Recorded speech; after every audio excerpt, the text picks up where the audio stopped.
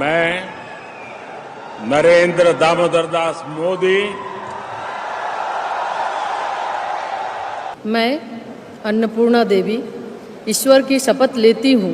मैं संजय सेठ ईश्वर की शपथ लेता हूँ कि मैं विधि द्वारा स्थापित भारत के संविधान के प्रति सच्ची श्रद्धा और निष्ठा रखूंगा। इनको सांसद बनाने में और इनको जो मंत्री बनाया गया उसे भारत का प्रधानमंत्री नरेंद्र मोदी जी का जाता है इनका श्रेय। हम उनको भी धन्यवाद करते हैं कि हम जैसे रांची जिला के कार्यकर्ताओं को उत्साह वृद्धि करने में, हमें गौरवशाली महसूस करने में उनका बहुत बड़ा भूमिका रहा। हिंदुस्तान अवामी मोर्चा के राष्ट्रीय कार्यकारिणी की बैठक हो रही है और इसमें बिहार के मंत्री संतोष कुमार सुमन यहाँ हमारे साथ हैं। उनसे ही जानते हैं, कई मुद्दों पर बात करेंगे। सर, ये झारखंड में आपकी कार्य समिति की बैठक हो रही है, लेकिन एक बड़ा मुद्दा छाया हुआ है इन दिनों कि जो बिहार के लोग हैं उनकी तुलना मुख्यमंत्री हेमंत सोरेन ने बांग्लादेशी घुसपैठियों से कर दी है। क्या वाकई में ये घुसपैठियों के समान ही बिहारी हैं? अब पता नहीं है वो किस संदर्भ में उन्होंने बोला है। बिहार तो एक ऐसा राज्य है जो पूरी दुनिया को गणराज्य का दिया है, पहला लोकतंत्र आप कह सकते हैं, पूरी दुनिया को सिखाने का काम किया। और झारखंड अलग नहीं था, बिहार ही था। और अखंड भारत की हम चर्चा करते हैं और इस भारत गणराज्य में सब लोग मिलजुल के रहते हैं। एक संविधान को हम मानते हैं। हमारे आदरणीय प्रधानमंत्री जी ने 370 हटा करके 2 विधान संविधान की बात उन्होंने कल्प की है, तो इस तरह की बात नहीं होनी चाहिए। बिहारी तो यहाँ एक इकोनॉमिकल प्रगति के स्रोत हैं। यहाँ पर देखिए ब्यूरोक्रेट्स बहुत सारे मिल जाएंगे, बहुत सारे नीचे के पदाधिकारी भी मिल जाएंगे, बहुत सारे बिजनेसमैन मिल जाएंगे जो यहाँ की आर्थिक गतिविधियों को तेज करने में सहायक भूमिका निभाया है। बहुत सारे मीडिया के साथी बिहार के मिल जाएंगे। तो हमको लगता है कि बिहार एक पहिया, जो 4 पहिया होता है उसमें से एक पहिया बिहार भी है। झारखंड बिहारियों के अलावा नहीं चल सकता है। इसलिए इस तरह का कहना कि घुसपैठिए के समान है, ये हम समझते हैं कि निंदनीय विषय है और इस पर हम लोग निंदा करते हैं। ऐसा नहीं कहें। बिहार के लोग यहाँ जब एक अखंड एक राज्य था तो 50-100 साल से यहाँ पर निवास कर रहे हैं और अब अलग होने के बाद वो चले गए हैं, तो उनके भी लोग आते जाते हैं, हम लोग भी आ रहे हैं। तो बिहार के लोग झारखंड के विकास में योगदान दे रहे हैं। अब बिना बिहार का झारखंड हमको नहीं लगता है कि आगे बढ़ पाएगा। इसलिए कोई कुछ भी कहे, कोई भी कितना भी सोच ले, बिहार को झारखंड से अलग नहीं किया जा सकता। सर, ये अभी हाल में विधानसभा चुनाव होने हैं झारखंड में।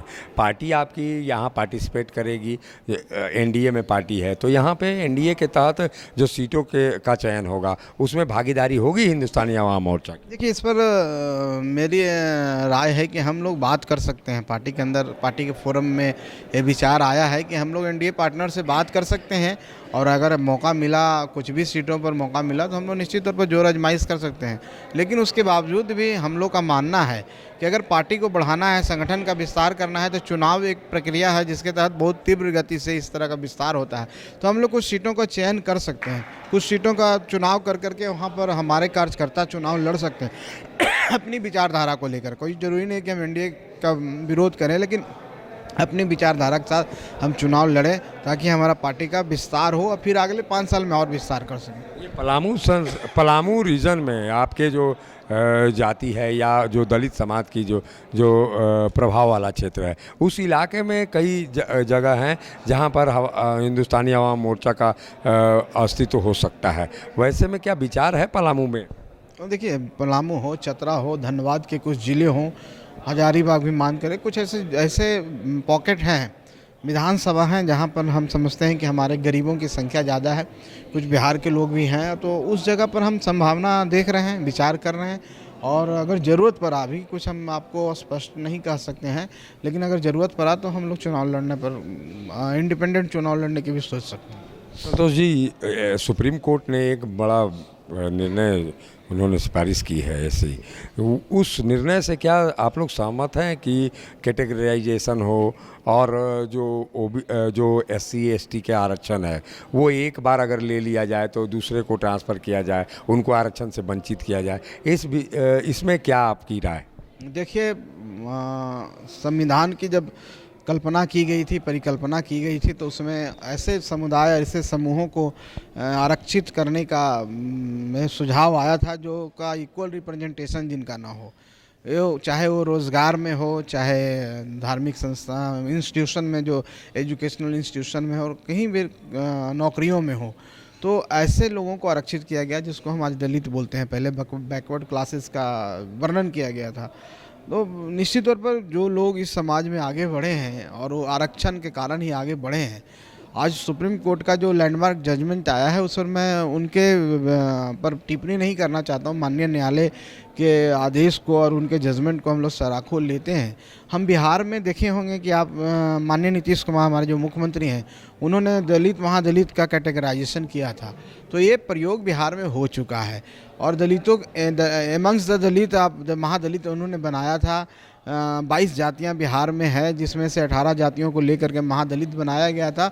ऐसे जातियां जो सोशली और इकोनॉमिकली, चाहे एजुकेशनली जो पिछड़े हैं और समाज के दलित के कास्ट है, उन लोगों के लिए स्पेशल चीज़ किया गया था। सेम उसी तरह का हमको लगता है कि जजमेंट है। तो हम लोग तो बिहार में प्रयोग कर चुके हैं और प्रयोग सफल भी रहा है। तो हम लोग इस पर यही कह सकते हैं कि हाँ, अगर ये प्रयोग हो तो बढ़िया रहेगा। बाकी माननीय न्यायालय का जो डिसीजन है उस पर ज़्यादा टिप्पणी नहीं करना चाहता। ये थे संतोष कुमार सुमन, जो बिहार सरकार में फिलहाल मंत्री हैं नीतीश कैबिनेट के। ऐसी स्थिति में ये कहा जा सकता है कि पार्टी जो सुप्रीम कोर्ट का निर्णय है, जो उनकी सिफारिश है, उस पर सहमति रखती है। वहीं अन्य पार्टियां इससे असहमत दिखती है। ऐसे में हिंदुस्तानी आवाम मोर्चा झारखंड में अपनी अस्तित्व तलाशने के लिए लगातार प्रयास कर रहा है और आने वाले विधानसभा चुनाव में शायद इनकी सहभागिता भी हो। सहयोगी संजय के साथ अशोक कुमार, मुखर संवाद, रांची।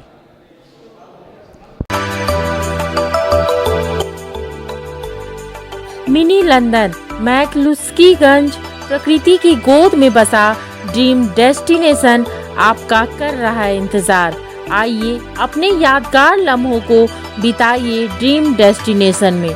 राजधानी रांची से महज 50 किलोमीटर दूर आपका अपना ड्रीम डेस्टिनेशन।